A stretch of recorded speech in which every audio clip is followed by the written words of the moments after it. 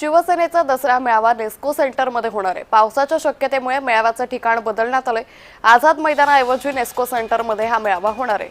त्यामुळे शिवसेनेचा दसरा मेळावा हा नेस्को सेंटरमध्ये होणार आहे।